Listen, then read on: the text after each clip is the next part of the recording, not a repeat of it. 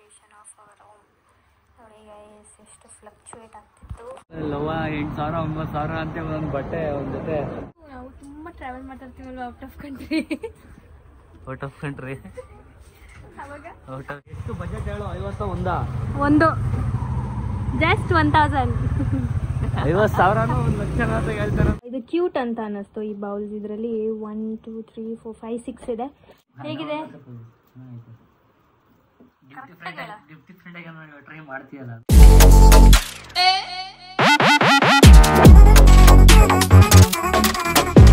Hi, welcome back to my YouTube channel, Madhugowda YouTube channel. ಎಲ್ರಿಗೂ ನಮಸ್ಕಾರ, welcome back. And ಇವತ್ತು normal blog start ಮಾಡ್ತಾ ಇದ್ದೀನಿ. ಆಲ್ರೆಡಿ ಈವ್ನಿಂಗ್ ಆಗಿಬಿಟ್ಟಿದೆ. ಸೊ ಇನ್ನೂ ಫ್ರೆಶ್ ಅಪ್ ಆಗಿಲ್ಲ. ಬೆಳಗ್ಗೆಯಿಂದ ಅದು ಇದು ಕೆಲಸ ಅಂತ ಅಂದ್ಬಿಟ್ಟು ಸ್ವಲ್ಪ ಬ್ಯುಸಿ ಇದ್ದೆ. ಅಮ್ಮ ಬೇರೆ ಇರಲಿಲ್ಲ. ಸೊ ಬಟ್ಟೆ ವಾಷಿಂಗ್ ಮಿಷಿನ್ಗೆ ಹಾಕಿ ಮತ್ತೆ ಒಣಗಾಕಿ ಮನೆಯೆಲ್ಲ ಕ್ಲೀನ್ ಮಾಡಿ ಪಾತ್ರೆ ತೊಳೆದು ಸೊ ಕೆಲಸ ಮಾಡೋದೇ ಆಗೋಯಿತು. ಸೊ ಇನ್ನೂ ಫ್ರೆಶ್ ಅಪ್ ಆಗಿಲ್ಲ, ಫ್ರೆಶ್ ಅಪ್ ಆಗಬೇಕು. ಆ್ಯಂಡ್ ಇವತ್ತು ಫ್ರೈಡೇ, ಪೂಜೆ ಮಾಡೋಣ ಅಂತ ಅಂದ್ಕೊಂಡೆ. ಆ್ಯಂಡ್ ಸುಮ್ಮನೆ ಹಂಗೆ ಒಂದು ನಾರ್ಮಲ್ ಬ್ಲಾಗ್ ಕ್ಯಾಪ್ಚರ್ ಮಾಡ್ತೀನಿ ಗೈಸ್. ಎಷ್ಟೊತ್ತಾಗದೆ ಏನೇನು ಕ್ಯಾಪ್ಚರ್ ಮಾಡ್ತೀನಿ ಅನ್ನೋದು ಗೊತ್ತಿಲ್ಲ. So welcome back. And one more thing guys, ತುಂಬ ಜನ ನನಗೆ ತುಂಬ ಟಿಪ್ಸ್ಗಳನ್ನ ಕೊಟ್ಟಿದ್ದೀರ ಲಾಸ್ಟ್ ವೀಡಿಯೋದಲ್ಲೇ, ನಿದ್ದೆ ಬರ್ತಾಯಿಲ್ಲ ಅಂತ ಹೇಳಿದ್ದಕ್ಕೆ. ಆ್ಯಂಡ್ ಅದರಲ್ಲಿ ನಾನು ಒಂದು 2-3 ಟ್ರೈ ಮಾಡಿದೆ. ವರ್ಕೌಟ್ ಕೂಡ ಆಯಿತು. ಸೊ ಯಾವುದು ಅಂತಂದರೆ ಸಾಕ್ಸ್ ಹಾಕೊಂಡು ಮಲ್ಕೊಳ್ಳಿ ಅಂತ ಹೇಳಿದ್ರಿ. ಆಮೇಲೆ ಈ ಒಂದು ಐಲ್ಯಾಶಸಲ್ಲಿ ಇಲ್ಲಿ ತುದಿಗೆ ಆಯಿಲ್ ಅಪ್ಲೈ ಮಾಡಿ ಬರುತ್ತೆ ನಿದ್ದೆ ಅಂತ ಹೇಳಿದ್ರಿ. ಸೊ ಅದನ್ನು ಟ್ರೈ ಮಾಡಿದೆ. ಆ್ಯಂಡ್ ಸಾಕಷ್ಟು ಇನ್ನೂ ತುಂಬ ಟಿಪ್ಸ್ಗಳು ಕೊಟ್ಟಿದ್ರಿ. ಮೆಡಿಟೇಷನ್ ಮಾಡಿ, ಆಮೇಲೆ ಯೋಚನೆ ಮಾಡಬೇಡಿ, ಓವರ್ ಥಿಂಕಿಂಗ್ ಮಾಡಬೇಡಿ, ಅದು ಇದು ಅಂತೆಲ್ಲ ಹೇಳಿದ್ರಿ. ಆ್ಯಂಡ್ ಎಲ್ಲರಿಗೂ ನೋಡಿದ್ವಿ. Thank you so much guys. Thank you, love you all. ನನ್ನ ಕತೆ ಯಾವಾಗಲೂ ಇದೆ ಗೈಸ್. 100 ಟೈಮ್ಸ್ ನಾನೇನಾದರೂ ಹಾಲು ಕಾಯ್ಸೋಕ್ಕೋದ್ರೆ ಅದ್ರಲ್ಲಿ 99 ಟೈಮ್ಸು ನಾನು ಈ ಥರ ಸುರಿಸಿರ್ತೀನಿ. ನಿಜವಾಗ್ಲೂ ಅದು ಇಲ್ಲೇ ನಿಂತಿರ್ತೀನಿ, ಆದರೂ ಸುರಿದೋಗ್ಬಿಟ್ಟಿರುತ್ತೆ. ನಾನು ರೀಲ್ಸಲ್ಲಿ ನೋಡಿದೆ. ಒಂದು ರೀಲಲ್ಲಿ ಏನಂತಂದರೆ, ಹಾಲು ನಾವು ಇಲ್ಲೇ ನಿಂತಿದ್ರೂ ಹುಕ್ಬಿಡುತ್ತೆ ಅಂತ ಯಾವುದೋ ಒಂದು ಮೀನ್ ನೋಡಿದೆ. ಅದು ನಿಜ, ನನಗೆ ಇವಾಗ ನೆನಪಾಯಿತು. ಹಿಂಗೆ ತಿರುಗೋಷ್ಟಲ್ಲಿ ಉಕ್ಬಿಟ್ಟೈತೆ. ಸ್ವಲ್ಪ ಸ್ವೀಟ್ ಆಗಿಬಿಟ್ಟಿದೆ. ದಟ್ಸ್ ಓಕೆ, ಏನು ಮಾಡೋಕ್ಕಾಗಲ್ಲ, ಕುಡಿಬೇಕು. ಸ್ಕಿನ್ನು ಆವಾಗವಾಗ ಇರಿಟೇಟೆಡ್ ಅನಿಸ್ತಾ ಇರುತ್ತಿಲ್ಲ, ಆಯಿಲಿ ಅನಿಸುತ್ತೆ. ತುಂಬ ಬ್ಯುಸಿ ಇರ್ತಾರಲ್ಲ ಅಂಥವ್ರ ಲೈಫ್ ಸ್ಟೈಲಲ್ಲಿ ಸ್ಕಿನ್ ಕೇರ್ 2 ಮಿನಿ ಸ್ಟೆಪ್ಸ್ನ ಫಾಲೋ ಮಾಡ್ಲಿಕ್ಕೆ ಆಗೋದಿಲ್ಲ. ಅಂಥವ್ರಿಗೆ 2-in-1 ಸೊಲ್ಯೂಷನ್ ಇದೆ. ಈ ಒಂದು ಪ್ರಾಡಕ್ಟನ್ನು ಬಳಸಿದ್ರೆ ಸಾಕು. ಇದು ಸೋಪ್ ಥರನೂ ವರ್ಕ್ ಆಗುತ್ತೆ, ಲೋಷನ್ ಥರನೂ ವರ್ಕ್ ಆಗುತ್ತೆ. ದಟ್ ಈಸ್ ಮಾಮಾ ಅರ್ತ್ ಅವ್ರದ್ದು ಈ ಒಂದು ನೀಮ್ ಮಾಯ್ಶ್ಚರೈಸಿಂಗ್ ಲೋಷನ್ ಸೋಪ್. ಇದರಲ್ಲಿ ಗುಡ್ನೆಸ್ ಆಫ್ ನೀಮ್ ಇದೆ. ಸೊ ಬಿಫೋರ್ ಯೂಸಿಂಗ್ ಇಟ್ ನಾನು ನಿಮಗೆ ರೀಡಿಂಗ್ಸ್ ತೋರಿಸ್ತೀನಿ. ಆ್ಯಂಡ್ ಇದರಲ್ಲಿ ಕಾಂಬ್ಯಾಟ್ಸ್ ಪಿಂಪಲ್ಸ್ ಅಂತಲೇ ಹೇಳ್ಬೋದು. ಆ್ಯಂಡ್ ಇದು 24 ಅವರ್ಸ್ವರೆಗೂ ನಿಮಗೆ ಮಾಯ್ಶ್ಚರಾಗಿ ಇಟ್ಕೊಳ್ಳೋಕ್ಕೆ ಹೆಲ್ಪ್ ಮಾಡುತ್ತೆ ಸ್ಕಿನ್ನನ್ನು. ಆ್ಯಂಡ್ ಇದನ್ನು ನೀವು ರೆಗ್ಯುಲರಾಗಿ ಯೂಸ್ ಮಾಡಿದ್ರೆ you feel your skin very moisturised and deep cleansed ಅಂತಲೇ ಹೇಳ್ಬೋದು. ಆ್ಯಂಡ್ ಆಫ್ಟರ್ ಯೂಸಿಂಗ್ ಇಟ್ ಇದರ ರೀಡಿಂಗ್ಸ್ ಕೂಡ ನಾನು ನಿಮಗೆ ತೋರಿಸ್ತೀನಿ. ಫ್ರೇಗ್ರೆನ್ಸು ತುಂಬಾ ಚೆನ್ನಾಗಿತ್ತು. So here is the time for truth. ನೀವು ನೋಡ್ಬೋದು ಮಾಯ್ಶ್ಚರ್ ಮೀಟರಲ್ಲಿ ಡಿಫ್ರೆನ್ಸ್ ಎಷ್ಟಿದೆ ಅಂತ. And I love my deep cleansed moisturising skin. Thanks Mama Earth. Check out the link given in the description. ಹಾಗೆ ನನ್ನ ಕೂಪನ್ ಕೋಡ್ MGOUDA 2024 ಯೂಸ್ ಮಾಡಿದ್ರೆ ನಿಮಗೆ 20% of ಕೂಡ ಸಿಗ್ತದೆ ಮಾಮಾ ಅರ್ತ್ ವೆಬ್ಸೈಟ್ ಹಾಗೂ ಆ್ಯಪಲ್ಲಿ. ಮಾಮಾ ಅರ್ತ್ ಪ್ರಾಡಕ್ಟ್ಸ್ ಅಮೆಝಾನ್, ನೈಕಾ, ಫ್ಲಿಪ್ಕಾರ್ಟಲ್ಲಿ ಅವೈಲೇಬಲ್ ಇದೆ. ಈಗ ನಿಮ್ಮ ನಿಯರ್ ಸ್ಟೋರ್ಸ್ಗಳಲ್ಲೂ ಕೂಡ ಅವೈಲೇಬಲ್ ಇದೆ. So do let me no in my comment section ನೀವು ನೆಕ್ಸ್ಟ್ ಟೈಮ್ ಮಾಮಾ ಅರ್ತ್ ಸ್ಟೋರ್ನ ಎಲ್ಲಿ ಸ್ಪಾಟ್ ಮಾಡಿದ್ರಿ ಅನ್ನೋದನ್ನು. ಗೈಸ್ ಅಷ್ಟೇ ಅಲ್ಲ, ನೀವು ಕೊಡುವಂಥ ಫೀಡ್ಬ್ಯಾಕನ್ನು ಮಾಮಾ ಅರ್ತ್ ಕೇಳಿಸ್ಕೊಳ್ತಾ ಇದ್ದಾರೆ. ಎಸ್, ನೀವು ಕೊಟ್ಟಿರುವಂಥ ಇನ್ಪುಟಿಂದ ಅವರ ಆನಿಯನ್ ಶ್ಯಾಂಪೂನ ಅಪ್ಗ್ರೇಡ್ ಮಾಡ್ಕೊಂಡಿದ್ದಾರೆ. ಅವ್ರ ಎಲ್ಲ ಪ್ರಾಡಕ್ಟನ್ನು ಅಪ್ಗ್ರೇಡ್ ಮಾಡ್ಕೊಳ್ತಾ ಇದ್ದಾರೆ through research and innovation to get better quality ಅಂತಲೇ ಹೇಳ್ಬೋದು. ಏನು ಒಬ್ಬನೇ ತಿಂತ ಇದೆಯಾ?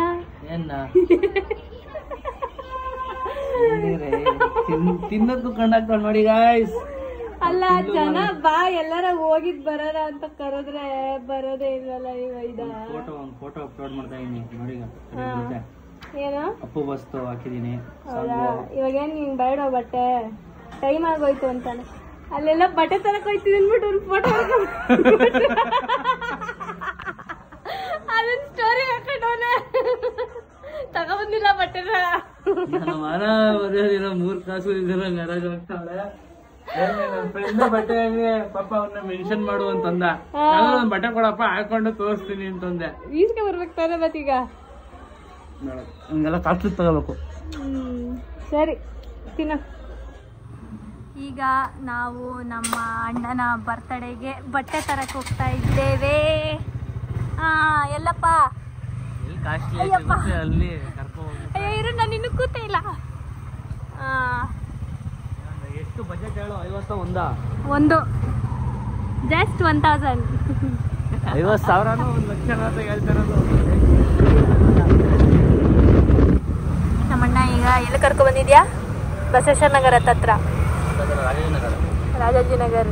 ನೋಡಿ ಪಾಪ ಕೆಲಸ ಮಾಡಿ ಮಾಡಿ ಹಂಗೆ ಬಂದ್ಬಿಟ್ಟವನೇ ಜೋಶಲ್ಲಿ ಬಟ್ಟೆ ಅಂದಿದ ತಕ್ಷಣ.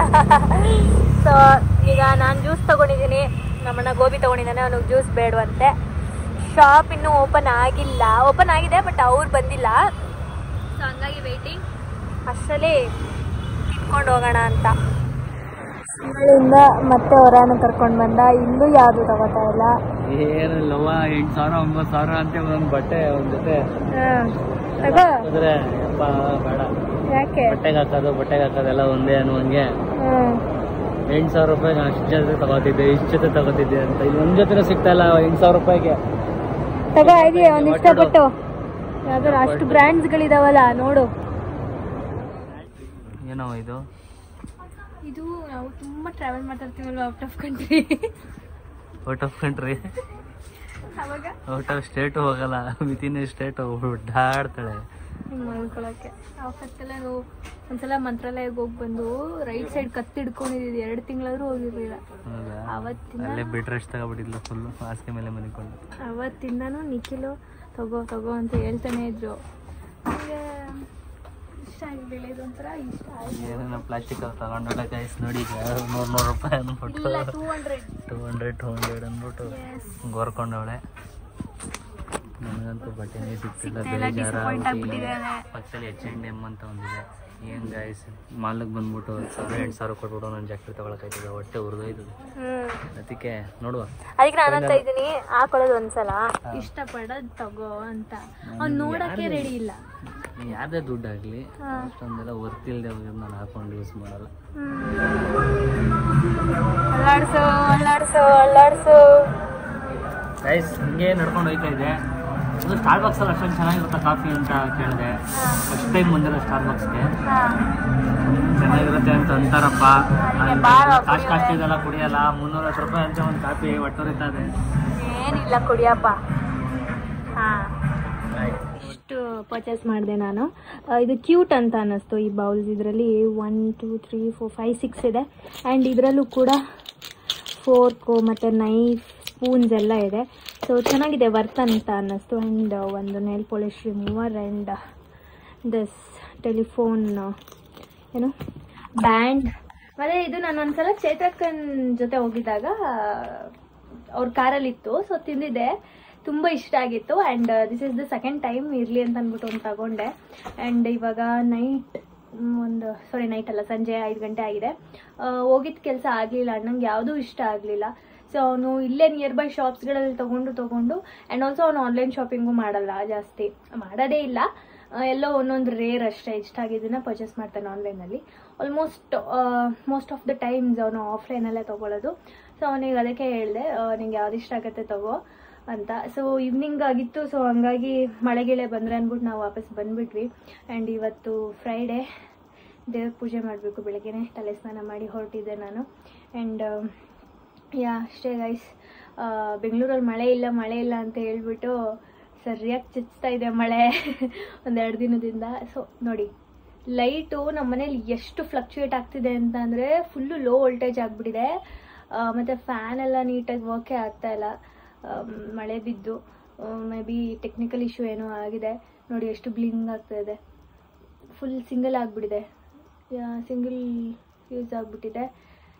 ಅಷ್ಟೇ ಗೈಸ್. ಸೊ ನಿಮ್ಮೂರಲ್ಲಿ ಏನು ಮಳೆ ಹುಯ್ತಾ ಇದೆ, ಹೆಂಗಿದೆ ವೆದರು ಏನು ಅಂತ ಕಮೆಂಟ್ ಮಾಡಿ. ಆ್ಯಂಡ್ ಎಲ್ಲರೂ ಸೇಫ್ ಆಗಿರಿ ಈ ಒಂದು ಮಳೆಗಾಲದಲ್ಲಿ ಆದಷ್ಟು.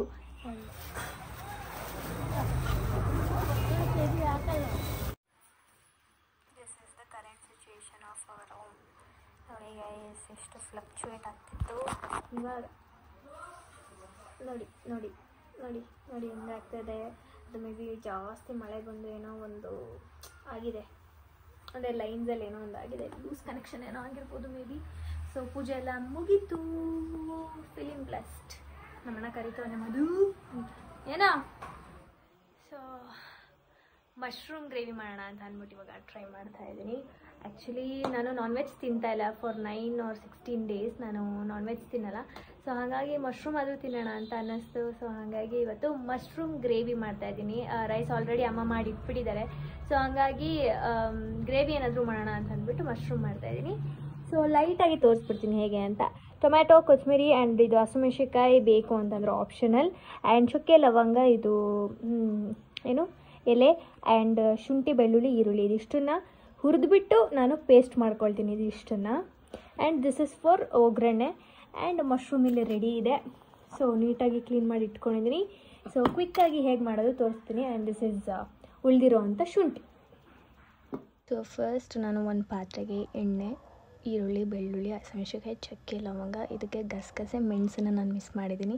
ನಾನು ಮೆಣಸನ್ನು ಅದಾಗಿದ ನಂತರ ರುಬ್ಬಕ್ಕೆ ಹಾಕ್ಕೊಂಡೆ, ಬಟ್ ಗಸಗಸೆ ಮನೇಲಿ ಇರಲಿಲ್ಲ. ಸೊ ಹಾಗಾಗಿ ಗಸಗಸೆ ಒಂದು ಮಿಸ್ ಆಗಿತ್ತು.